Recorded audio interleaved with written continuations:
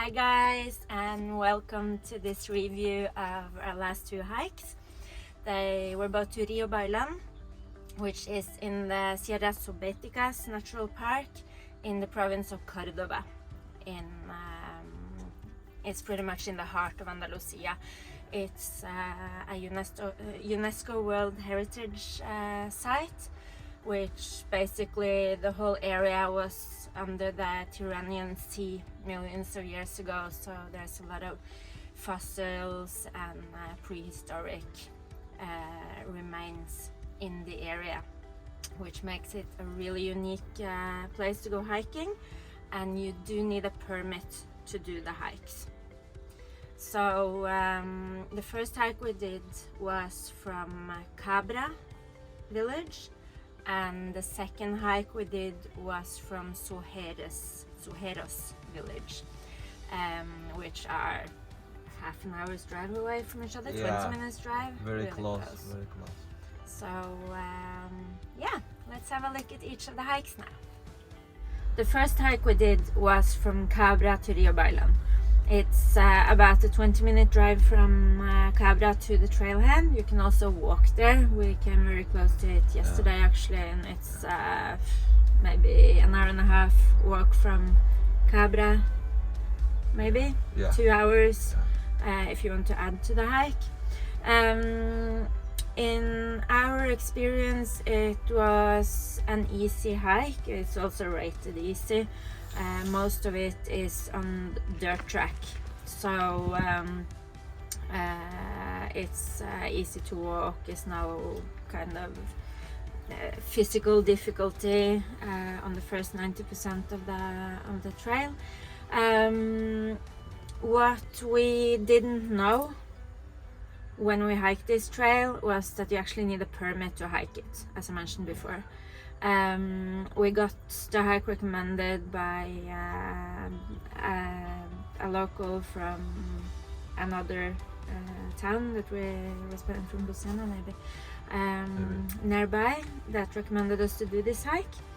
And we basically just drove to the trailhead, followed a Wikiloc map, and there was no sign at the start of the hike that indicated that you needed a permit, so we just hiked. And then the day after we learned that you actually needed a permit from the tourist office here, so we felt really bummed about that, because obviously we don't want to hike illegally. First of all, if you get caught you can get a big fine, but secondly there is a reason why they have this limitations of how many people can go on the hike a day, is to protect the area. However, we only saw a couple of other hikers or something on the way. A few, like when we came into the waterfall and stuff, there was no one there, I think. Yeah, but also we did it in I think it was it was Sunday. It was Sunday. I can't remember. Yeah, it was Sunday. Even it was Sunday, like it was like hardly and in the beginning it was a little bit of maybe like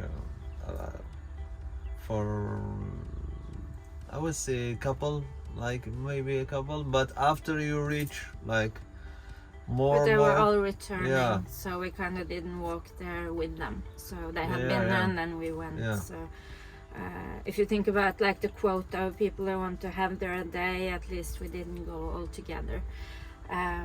Still, I think it's very important when we mention this hike that you do need a permit, even though it doesn't say it in the trailhead there.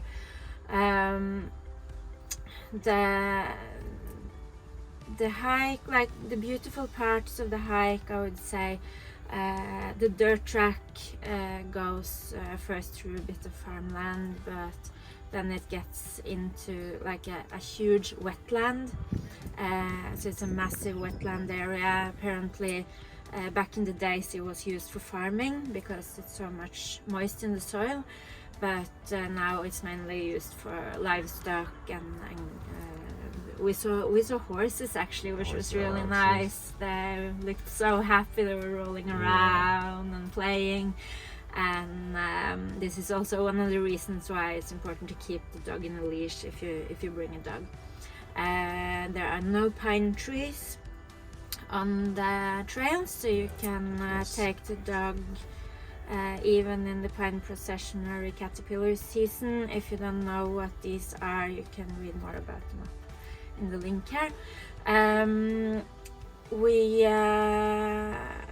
We have quite good control over Ayla, so we didn't have her in a leash the whole time. Like in the beginning we had her loose, but we kept her close enough so that she didn't run off. But later, did we walk past any gates? Yeah, we walked past a couple of gates. Sign there, asking gentle for you, if you can close the door when you go inside. You can close the door, and that's very important. When there are gates on the trail, wherever you're hiking, really, when there are gates, it's usually a reason for it, and often is to keep livestock from running away from the area they're allocated. So always close the gates, even if you find them open. I often hike around Andalusia and I find these gates open. Close them after you, because it's probably other hikers that didn't close it, or they found it open and didn't think about it. So it's better to close them than to leave them open, because you might prevent a whole lot of sheep or cows or horses to run away, which can be a pain in the ass for the owner. What is also important when you enter these gates is obviously, if you have a well-trained dog like we do, to put the dog in a leash anyway. You really should respect the livestock. Not only can she run after them, but they can also run after the dog and attack the dog, so it's like protecting both sides.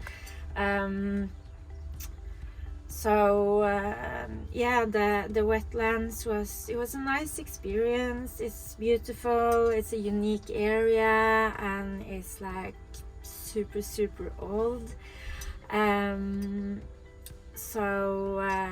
After crossing this, we walked across it quite a long time. We actually walked the wrong way too, because we saw the horses and they were so cute rolling around, so we just continued on the dirt track past them, and then luckily our Vicky Luck said ding ding ding ding ding. Where are you going, for God's sake? So we were actually gonna take off there on a not so clearly marked path actually, but crossing the wetlands where it sort of looked a bit more wild. It's really nice area, and then the last path you kind of enter this little forest of ancient trees with moss, and really nice. That's my favorite part. Definitely favorite part. Forest, it's just a few minutes walk through there, and then you come to the first waterfall. And it's still easy until the waterfall. Everything is flat. Easy. And when I said easy, I mean it's flat. There's no hills or rocks or climber, so it's basically it's easy. The first waterfall was dry, completely dry.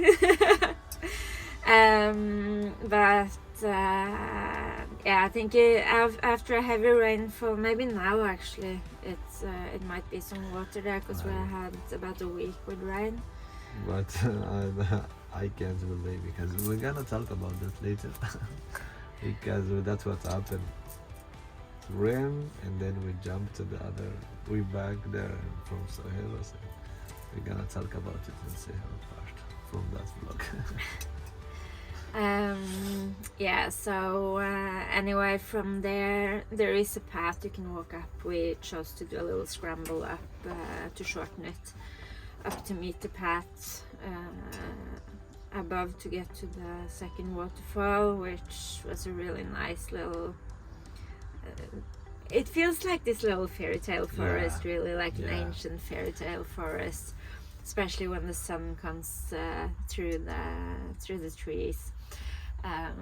But this is also just a few minutes until you get to the river, like Rio Bailón River, that leads up to the waterfalls. It's just a few minutes up to the second waterfall, which was not empty, but it was basically just a drizzle of water. So the pictures we had seen was like full of water. It was flushing down. It looked amazing.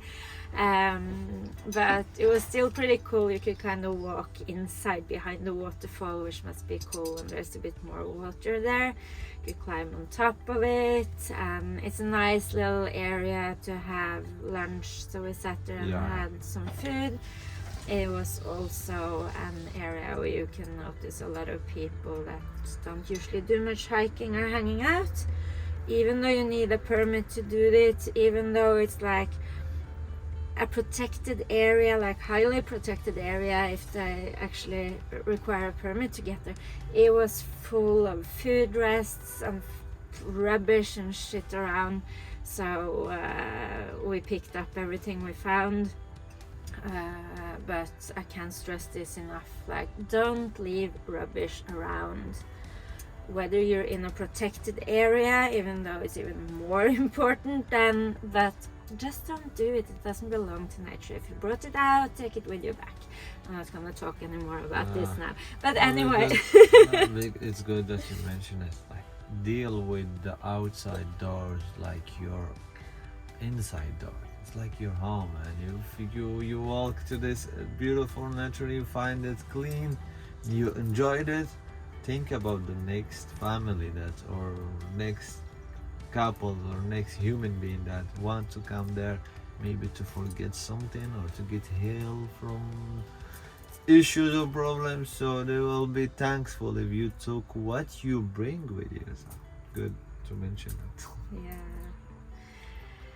So yeah, I would say it was a nice hike. There and return hike, so we returned the same way. How much we walk? How much? About 11 kilometers. A bit over 11 kilometers, I think, there and back. We used walking 2 hours and 45 minutes in movement time, so I reckon if you just walk there and back quickly, you will not spend more than 3 hours. If you take a break and have lunch, maybe 4 hours. It is a beautiful hike. It is a unique landscape you walk past, but personally I find it a little bit boring to walk on dirt path for that long. I prefer forest trails and a bit more challenging kind of adventure. Yeah, but more kind of challenging paths and trails, and with more, I don't know.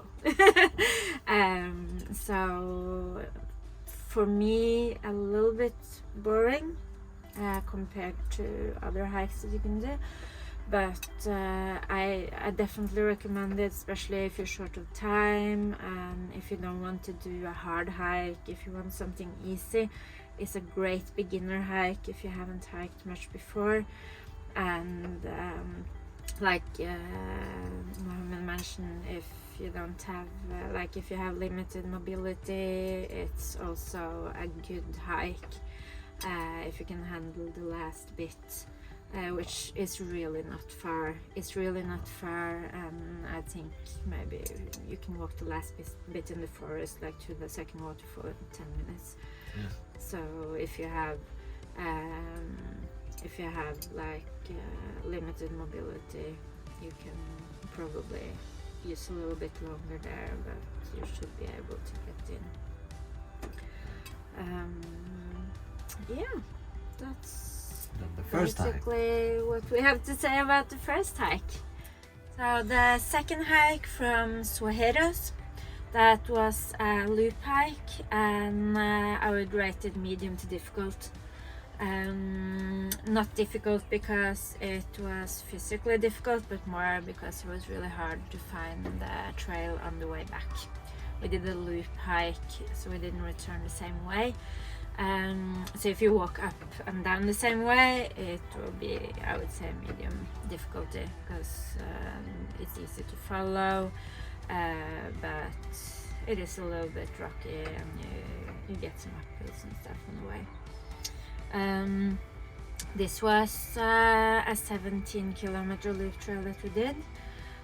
It started off with amazing views of the village, of Zuheros village, but it was also really easy to know that you need a permit compared to like the Cabra trail. It was actually 2 signs saying that you need a permit right at the beginning. So it's like you can't go wrong there if no one tells you. After like the hiking up a bit to like, just gonna repeat it, amazing views of Zuheros village with a hilltop castle. You get into like Rio Bailón gorge, which is absolutely mesmerizing, and we were so lucky because the almond trees have started to blossom, and there are a few trees in the path, which is just amazing. So basically the trail up to Rio Bailón, like to Chorreras del Rio Bailón, which are the waterfalls, it has views. You walk through the gorge, you walk through an amazing fairy tale forest with like old mossy trees, and then you walk like across vast landscape as well, which is where you kind of meet up with the wetlands that you meet on or that you walk on the hike from Cabra. And then kind of the 2 hikes join up to do the last bit up to the waterfalls. There was not much more water in the second waterfall. The only difference I would say is that it had been raining a couple of days before we did it, and then we had extremely cold weather. Like we had nights of 0 to -1 degrees. Oh, that was really cold. So that reflected in the waterfalls. So the first waterfall that was completely dry the first time had some ice sitting on it when we came there on the second hike, and also the second waterfall had a little bit of ice on the ground on the bottom of the waterfall, but otherwise it didn't really drizzle down much more water, to be honest. Just saying. Yeah. The positive thing though when we got there is that we cleaned up all the rubbish the first time we were there, so now it was very little to pick up, but still 3 or 4 people I would say that had left their orange peels and stuff on the ground, which is really annoying because this is a protected area. It should not be left dirty. But we already talked about that so much. I'm not gonna go more into it. It just frustrates me a lot. But yeah, this half of the hike, like up to the waterfalls, absolutely beautiful. Most people walk back again the same way, and if you choose to do that, I would rate it moderate. It's easy to follow the trail up and down. We did a loop trail though, so at the same spot where you walk down from the waterfall, you basically stand in a crossing where you walk to the left to get back to Cabra, where we did the first hike, where you go to the right to go back to Zuheros, where we came from on the second hike.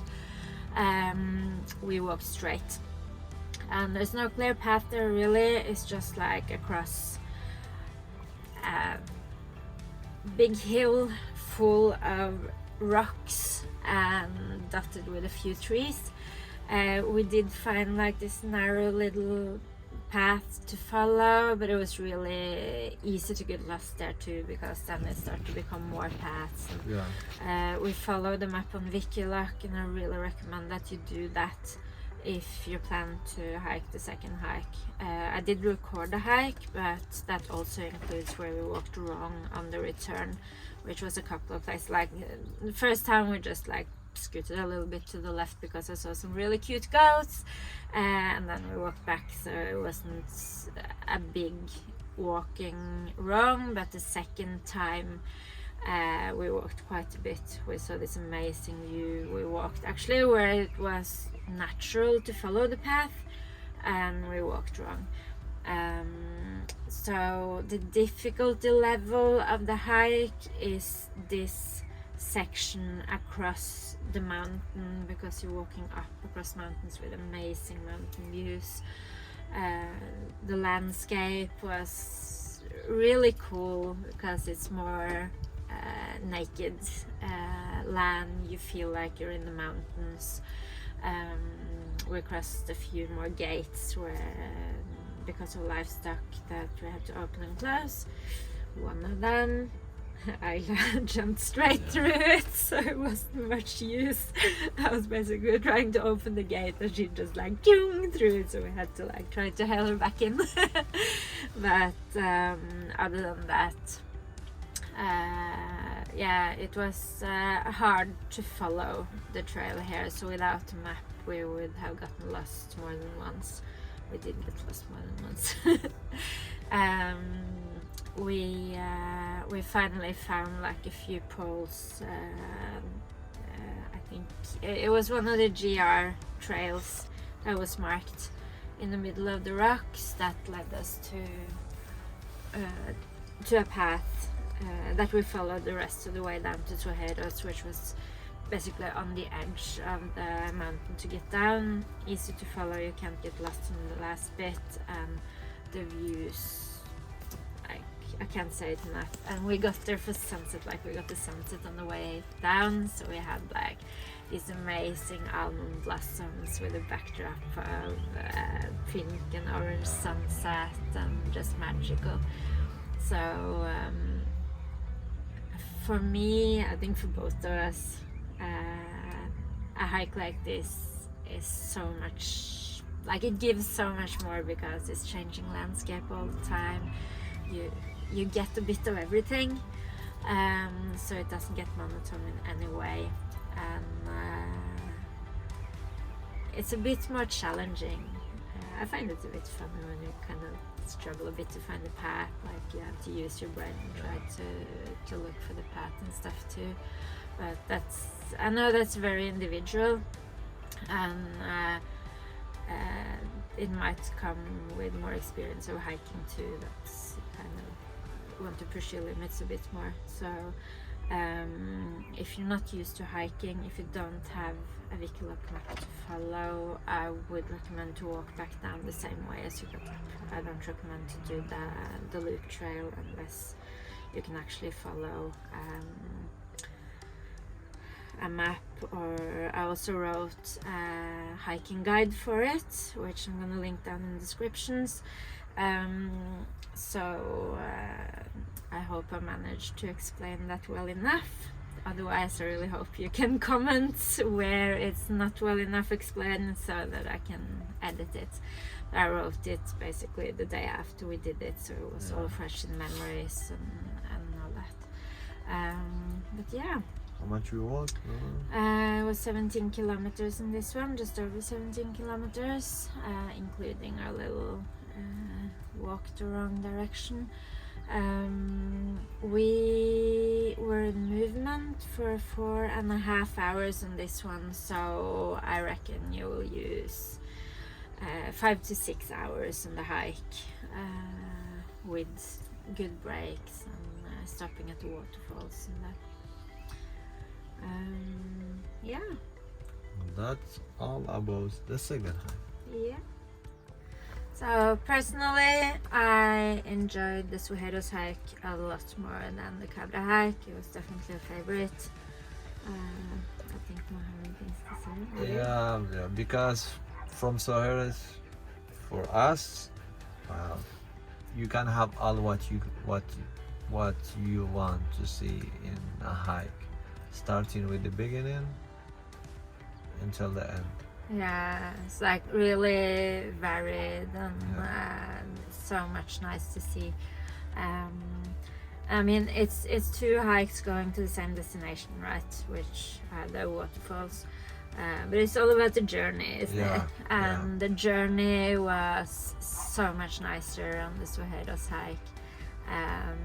But again, it's all personal preference because we really like a challenge, and we like that the landscape changes, and I know that a lot of other people like to do easier hikes, especially if you're not used to hiking. It can be hard, and the wetlands on the first hike are beautiful. But you do get a bit of it on the second hike too. That's why we really liked it, because you really get a bit of everything. On what you can imagine, like you're gonna see in this one, and as Lynn said, it depends about you and what you love in hiking. And that's all, guys, for this vlog. Thanks for watching. I really hope to see you in the next vlog. See you later. Adios. Adios, amigos. Dun, dun, dun, dun, dun.